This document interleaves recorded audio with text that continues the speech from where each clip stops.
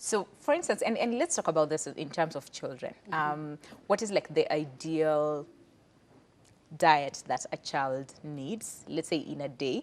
Because I think this is where the confusion comes in, because there's a lot of blending, there's a lot of mixing things together, there's a lot of spacing the food, or during the day, how much a child should eat, at what time, and what they need to eat. So can you talk about like a healthy diet, and how do we instill then healthy eating habits rather in children?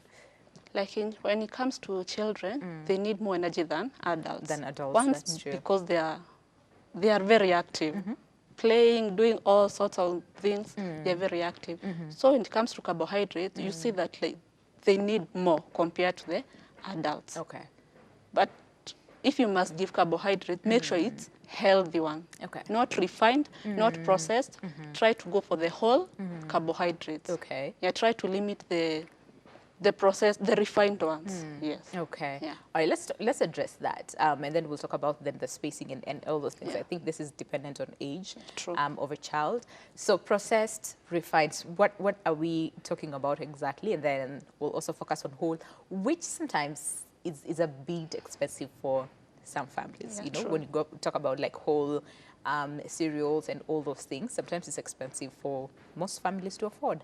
So can we separate the two so that we understand whole and refined or processed? When I talk about whole, let me explain it by the brown ugali or the brown rice.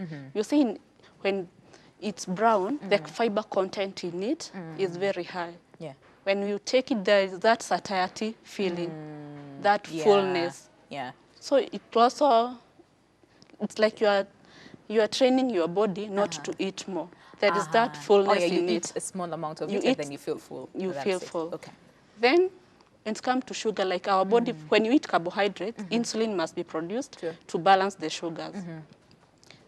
And this brown, the whole meals, they release glucose like in bits. So you find that insulin is not needed, like compared like to the white carbohydrates. Too much insulin is needed for it to be, for the glucose in the bloodstream to be balanced. So that's the difference between the whole carbohydrates and the processed carbohydrates. Yeah. Which I think for most families, like almost more than half of the population actually go for the... We take the whites. Yes, Yeah. exactly. Yeah. So then this, you have to be very, very careful then on the quantity. On the quantity. Because again, we're discussing about, right now we're seeing a lot of cases of overweight, obesity, and even some diagnosed with diabetes at a very, very young age. True. So it's fair to say that some of these things is based on what we put in our bodies. Okay. Now, for the whole ones then, there are some that have like too much color in them. They're processed, but they have color in them that people mistake for whole, you know? So in such an instance, again, how then do you tell the difference between this is like whole meal, whole cereal, let's just call it that way, and this one is processed but now has been added, you know, with like some colorants to make people think that it's whole, but really it's not. Is there a way that we can tell the difference? Yeah, again, reading the nutritional information of any food that you're buying. They also lie.